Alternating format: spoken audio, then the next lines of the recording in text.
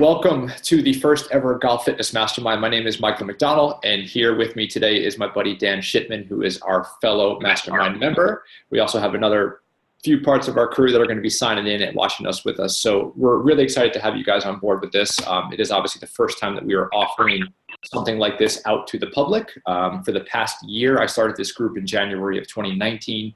For the past year, we've met every single month, sometimes twice a month, to just talk about golf fitness and the best ways that we can go about promoting the industry and providing education and strategy to people out there. So we are really, really excited to present this platform to you guys as a way to interact with the public and for a chance for you guys to learn from us as we talk about topics. So what we're going to be doing each month is coming on here with myself and different members of the Mastermind crew, talking about all different topics of golf fitness. And the best part about this is whether you're just someone interested in golf fitness, if you're a golfer yourself, if you're a fellow fitness professional, and you just want to learn a little bit more from us, you're going to get 15 people that are going to come on and display their areas of expertise and knowledge about what we do on a daily basis in the golf fitness world. So again, really excited to have you guys on here. For those that are on live, thank you for being here. And for those that are going to be watching the recording, hope you guys enjoy it. If you guys have any questions throughout the entire process, feel free to reach out to myself or Dan. He'll give his information later. And we are here for you guys to talk you through some stuff. So let's just dive into it. We are all about kind of getting you guys value right away and just giving you all the information that we can possibly give you. So again, my name is Michael McDonald. I'm the founder of the Golf Fitness Mastermind, and I'm going to introduce you guys to Dan Shipman. What's going on? So we are here. I'm happy to do the first one. I was actually excited when he said, "Hey Dan, I want you to be first." I was like, "Ooh, I must be special." You are. You're very special. Yeah. Very good. All right. So obviously we decided on the topic of simplifying programming because I'll be honest with you, we all see it on social media. We way too often people do things that I think, maybe they aren't what they need to be doing. Maybe they're dangerous. Maybe they're just crazy. And some of it looks really cool. And again, it may not be what you need to do, but we have to take a step back sometimes to look at the programs that, whether it's me or Mike or any one of our other masterminds or any of you out there, like, what are we doing? I know the first thing that I always look at when I'm doing this is we got to determine what we want to do. So you have to look at what the goal is. So did you put the client through an evaluation? If you are in this, looking at this for your personal self, have you gone to a physical therapist, trainer, whatever, and done an evaluation? If you haven't, how do you know where you want to go or what you need? That's always the first step. There's a great book. I know Mike's a big fan of it. I know a lot of people that have read it. It's called The One Thing. And basically, the premise of it is, what is the one thing that you can do to make everything else easier? And that's basically how I approach programming is, we look at somebody, whether it's a hip issue, a knee issue, an ankle issue, whatever the issue is there, or whatever the goal happens to be. If the hip issue, it will fix stuff down the line like the knee and the ankle. Why am I going to work so much on the ankle when I need to focus on the hip?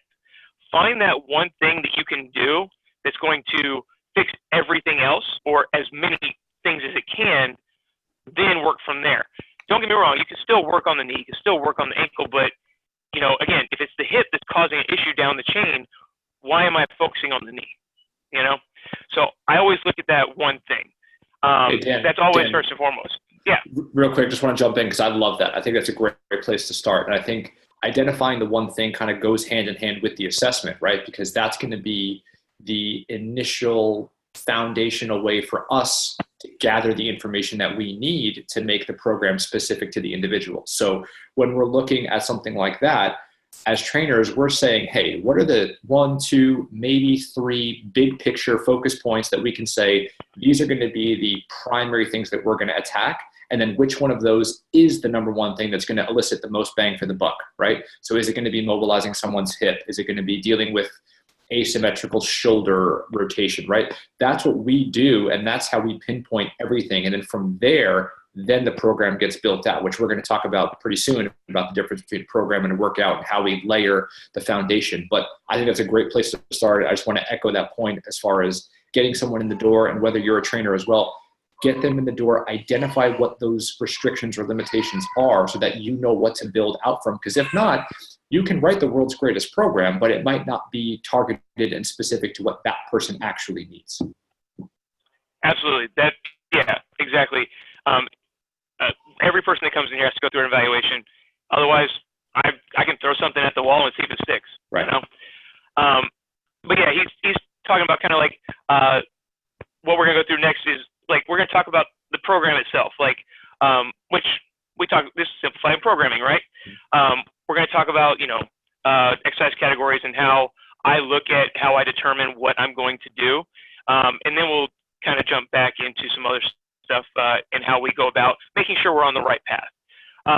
So the program first, you have to kind of know categories of exercises in that, you have your push, pull with your upper body, you have your squat, your hinge, you have your carry, and you have your rotation. Those are like the basics that most people see. Maybe you see it from a different angle. Those are mine. If you can just focus on that and having those, and not having 150 different types of exercises, that already will simplify things. The biggest thing that I look at, though, is, again, that when I write a program for somebody, we have one main goal there. Did I cut out for a second? Yeah, you're good. We got you. But okay, cool. We have one main goal that we're trying to accomplish. Whether that goal is dispersed into one workout or 3 or 2 or however you do it per week, per person. And obviously the more workouts in a week, the more we can cover, but still that main exercise dictates kind of everything else down the line. So now that you know your goal, now that you know your issues that you're dealing with, and we can pick that one main. Pick one of those categories, push, pull, maybe it's they need to work on their squat, maybe they need to work on a hip hinge, whatever it happens to be. You pick that one main exercise.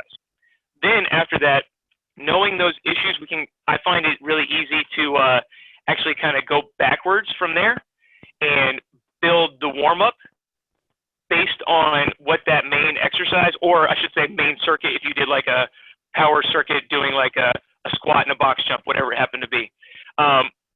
Because we know the issues that they may have that would cause the squat to not do what we need it to do.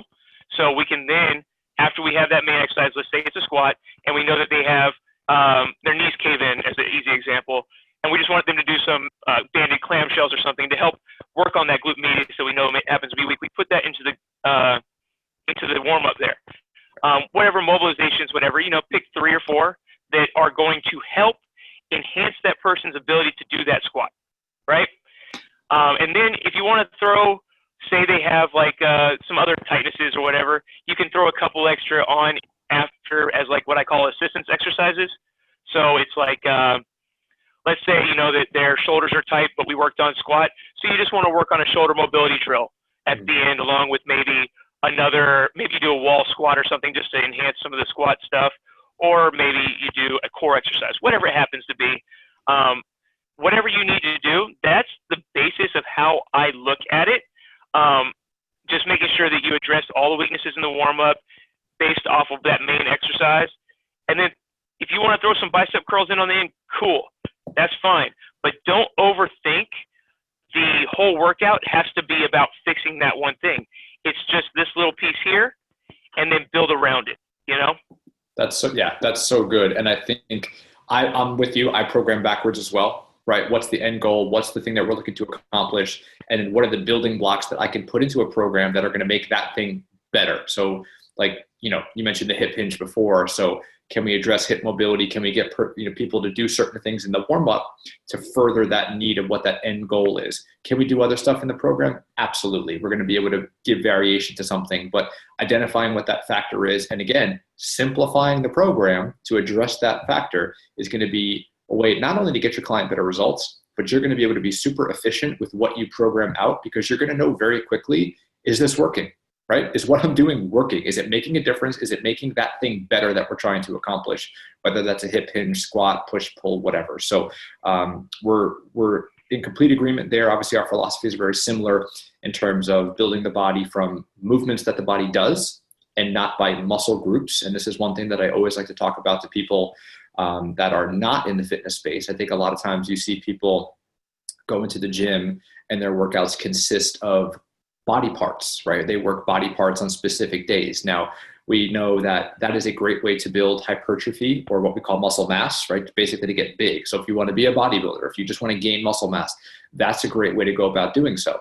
However, if we're talking about golf performance, which is obviously the focus of what we're doing here, we want to focus on the movement patterns that the body actually does, which Dan touched on: the push, the pull, the squat, the hinge, the loaded carry, rotation variations, right? So we're building the body and the exercises that we choose off of those patterns and off of how the joints move, not, hey, do chest on Mondays, back on Tuesdays, arm on Wednesdays. Okay, so that's something that you'll find, I think it's safe to say, for all of us in this group, when we program out, we're putting in complex movements that are going to be challenging the body more than one joint at a time, which we call compound exercises, right?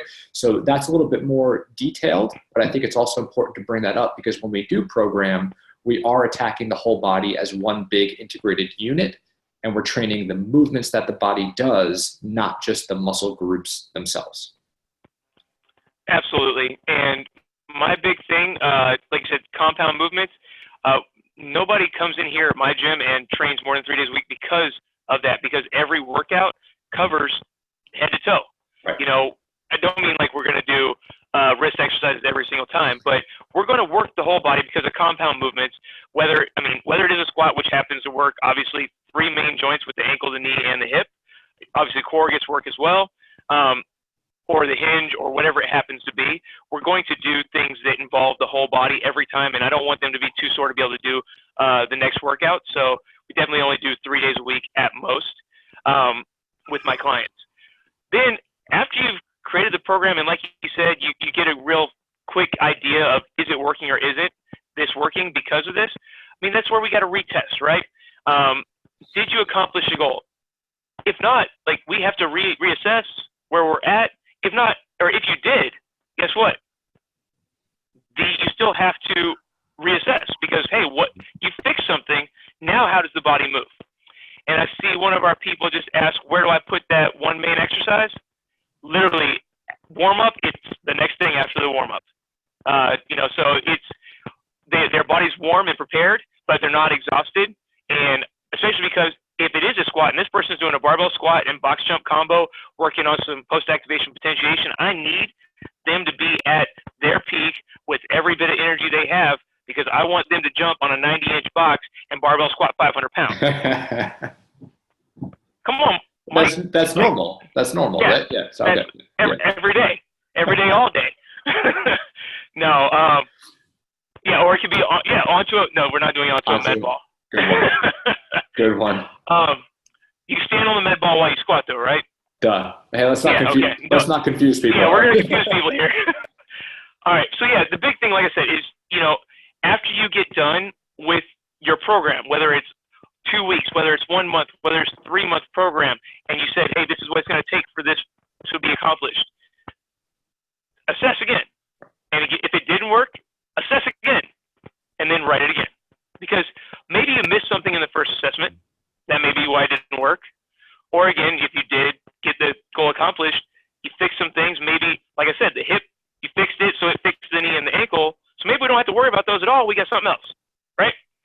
So that's where I look at it. You come up with a goal via the evaluation, you write the program, and then you assess and reassess and write another program and reassess until you either they're like freaking the best golfer in the world, or just keep going and make them do that 500-pound squat and then 90-inch box jump.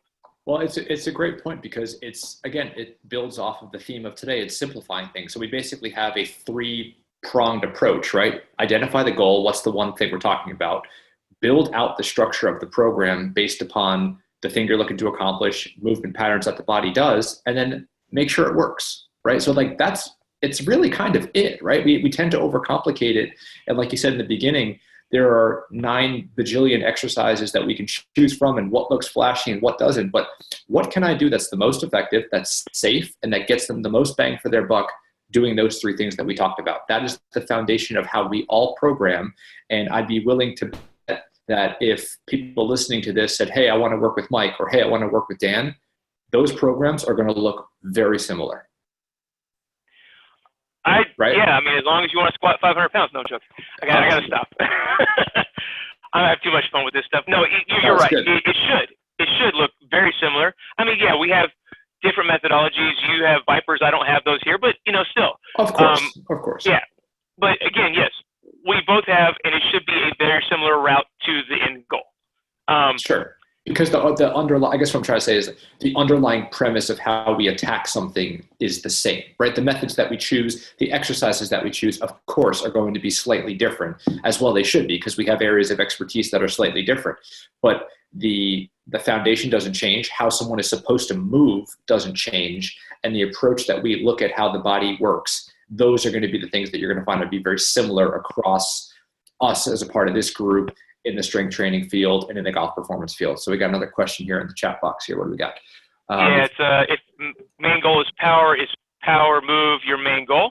It can be. It doesn't have to be. I mean, it could be, you could just have it as, and I've done it with people where we just work on some box jumps, but we also, maybe depth drops, whatever it happens to be in the beginning, after doing maybe an active dynamic warm up, or maybe that power happens to be banded speed squats on a bar, whatever it happens to be. We can do any of those, but I guess it depends on that person, what they're capable of. I would generally go more with like the post-action potentiation version of like the barbell squat and the box jump before like a speed squat with a bar and bands, only because a lot of times people aren't ready for the speed of movement with that bar and or how unstable the band can kind of make the bar sometimes. But we can build that in, later. That's just one way. But there's no,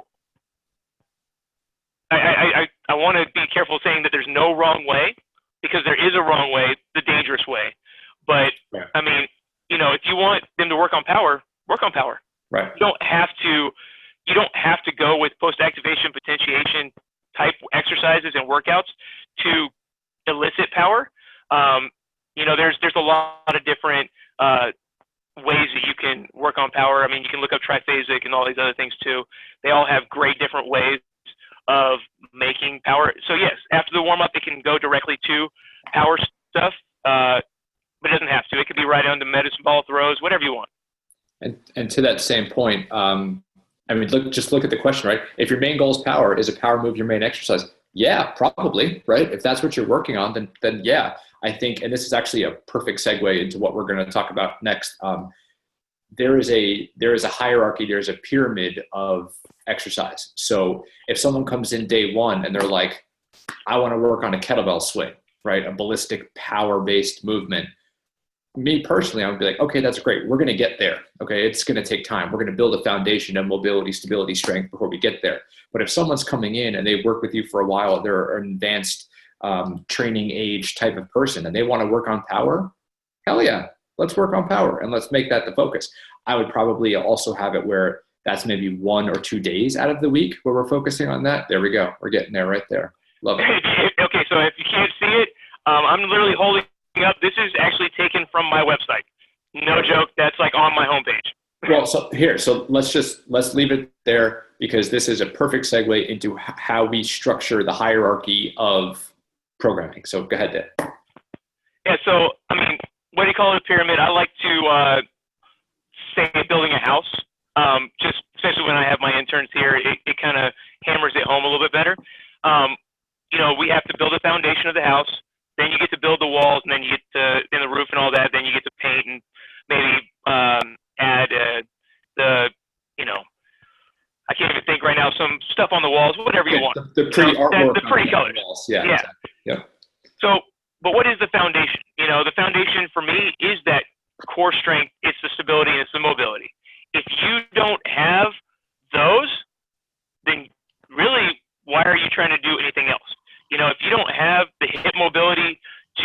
do a barbell squat, why are you doing a barbell squat? If you don't have the core strength to properly do a hip hinge and keep your back straight, why are you even trying to do like a kettlebell Romanian deadlift? You know, and if you don't have the stability to do to just balance on one leg, why are you trying to do like a split squat, right? We have to have those things. Don't get me wrong, like you can use the split squat to work on stability, but why are we loading it up? Why are we doing other things when we don't have those other abilities initially?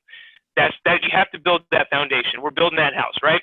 Otherwise, if we don't have that foundation and we try to build a house on mud, the whole thing collapses. It comes crumbling down. Injuries happen, and then your client's really not going to be happy, and you're probably going to lose a lot of clients that way. I'm just going to throw that out there. So yeah, you have to do those three main things. And if I'm being honest, think about it. Stability, mobility, core. That sound like a warm up to you? Maybe for your workout? I'm just saying. All right. And then like I said, we want to build the walls and the roof on that. That is the strength of the house. Now the house is standing up with that walls and roof. We're building the strength. We've got the mobility, the core strength, the stability. And don't get me wrong, we never stop working on those. We never stop working on strength. We never stop. Once you get to each level, you don't stop working on the others. So we've got that strength. Now, because I've got those other ones, maybe now I can do a loaded goblet split squat, or maybe a lateral lunge, or whatever you want it to be with a good load on it. Then once I've got those walls, the walls and the roof, and I've got a prerequisite amount of strength, because I think a lot of times people try to work on power too soon. Because, what is power? It is speed and mass. If you can't move enough mass, you can't, the speed can't get up there either, right? It's a combo. So we have to have both. So let's get some prerequisite strength. I'm not saying that you need to be able to squat hundreds of pounds or deadlift hundreds, but you need to be able to do some. And then we can add the power in. Once you have, again, core strength, stability, mobility, prerequisite strength, you can start working on that power, and it should lead to less injuries. It should lead to higher strength and power gains. So like I say, that's when we throw in the paint on the walls. We're making it look really pretty. We're about to sell it to somebody, put it out on the golf course, take somebody else's money, whatever you want to do. I told you I have fun with this stuff. This is good. I like it. Keep it going. But we built a house. That's my pyramid right there that I show you. It's literally on my website, like front center on the page. Build those three things: the foundation, the walls and the roof, and then put the paint on it. And if you don't have a good golfer, then I don't know. I mean, it's probably time to see a golf pro in honest terms. So Dan, question for you, because guys, for those of you listening, that is money right there. Okay, that's value beyond value right there. That is it. So, and here's my question to you, Dan, because I know how I approach it, but I'm interested to hear how you approach it too. If you either one of your trainers or one of your clients that wants to get a little eager, or people online that you see, if you skip some of those steps, right, and don't really address those underlying issues, what are some of the things that you notice that become challenges, problems? I know you mentioned injury, which of course is definitely number one, but in terms of being a coach, why is it important to tell somebody, hey, we need to start here, we need to build this, because the ceiling can be potentially greater, right? Absolutely. And I'll be honest with you, if somebody skips a step here, I'm going to punch them in the throat. I'm not joking. Like, this is something that I hold very sacred. In fact, this talk that we're doing right now, I talked to my interns last week about building this house thing, this whole idea. And on the very bottom of the page, literally on the very bottom of the page, it says you have to earn the right to do some of those cool looking exercises that you see on Instagram. If you don't earn it, you will not touch it. You will not go near it. I will not allow it. It's a risk versus reward in my gym. If you want to risk yourself outside of my gym, that's on you. In my gym, there will be no risking something without like having extremely high reward. And even then, like, it's going to be very, very painstakingly taken care of to make sure that we minimize any and all risk. People have come to me saying, "Oh, Dan, I saw Justin Thomas swinging a club on a physio ball. Does it look cool? Sure. I think one of our other golf mastermind people was talking about they know somebody that did that and fell off and broke their thumb, and it was a pro golfer, and you kind of need that, Yep. So that person was out however many months because they couldn't golf because of the thumb, and then they got to catch back up. They got to practice. They couldn't do much other than maybe a little bit of putting, and they had to get used to that without their thumb. So I will tell you that if you come to my gym and you ask to do something like that, unless I see those prerequisites that require it, and no, you won't be on a stability ball doing any golf club swings anyways. I see you smiling over there, throwing me off. But you won't be able to do any of that stuff because I got to make sure that everybody's safe here. Because isn't one of our jobs as trainers do no harm, right? Absolutely. If I'm hurting people, are they going to keep coming back? Am I going to keep getting clients? I really doubt it. So let me make sure that I don't do any harm. I want to reduce chance of injury. I think this is Mike Will. I want to reduce chance of injury. I want to do no harm, and I want to make you a better athlete. Like if I can do those three, I'm good. Probably kicking butt as a trainer. Yep. Yep.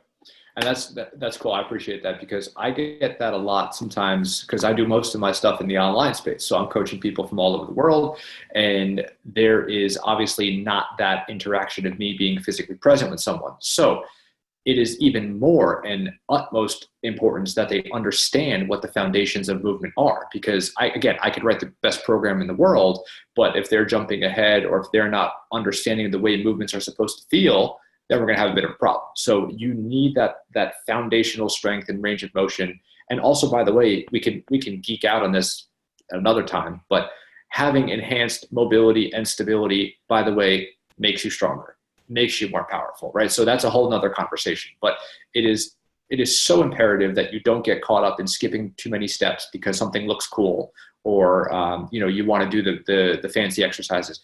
Build the strength, like we said. The program will, when you do that and you start the right way and you build and you get better and you make sustainable changes over time, then the options that you can do for all the other cool stuff become even greater because you have a better capacity of movement, of range of motion, and of strength. So can't emphasize that point enough with how we approach this and how just programming in general is beneficial, right? So Dan, what else you got? Anything else that you want to touch on before we see if anyone has any questions or anything? Or I really don't think I have anything else to speak about when it comes to that. Just if anybody has questions, let's get to those. If unless you got something else you want to throw on top of it or any other questions from you, Mike? Yeah. No, listen, again, back to the focus of this whole entire webinar series. We want to give you guys information. We want to give you value. We're going to keep it short. We're going to get right into it. So I hope that you guys, again, whether you're in the fitness space or not, you're able to listen to this information and say, okay, that makes sense. They're challenging a way that I'm thinking. And it makes sense because the ultimate goal is to make me, like Dan just said, better, safer, whatever, okay? So what we're looking to do, especially as we start this up, because we want to start it off with a topic that's like, hey, this is broad, this is powerful, this is something that you can implement right away into your programming, whether you're the trainer or you're the client. You can get into the gym tomorrow and start to work on some of these things by identifying the one big picture goal, by putting together a program based off of how the body moves, by testing some things. Because guys, we do it all the time, by the way. I might give somebody an exercise and like, you know what? It's just, it's not working. I need something else, right? It's not getting what I want. So we're retesting constantly as well. This information that you're getting from here is literally what we go about doing every time we sit in front of the computer or we sit in front of our clients to program for them. And and by the way, one other thing I should probably point out, this structure and the framework that we're talking, and Dan, tell me if I'm wrong here, this is the same whether we're training someone that's never worked out before, whether we're training a college golfer, a professional golfer, a guy in his 50s that's trying to break 100. It doesn't matter because, again, the foundation of the movement is the same. People might start at different places for sure, and they might have different goals and they might have different abilities and training ages. Absolutely. But the fundamental premise of how we approach this in terms of the mobility, stability foundation, building off of there, the exercise selection that we choose from, that doesn't change because we're all humans. We all move, right? We with me on that?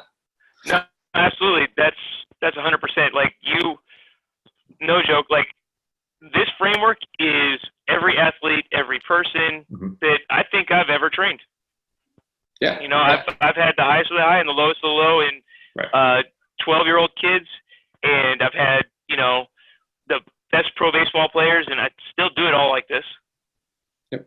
I mean, there's a reason why we do our TPI assessments, our FMS assessments, right?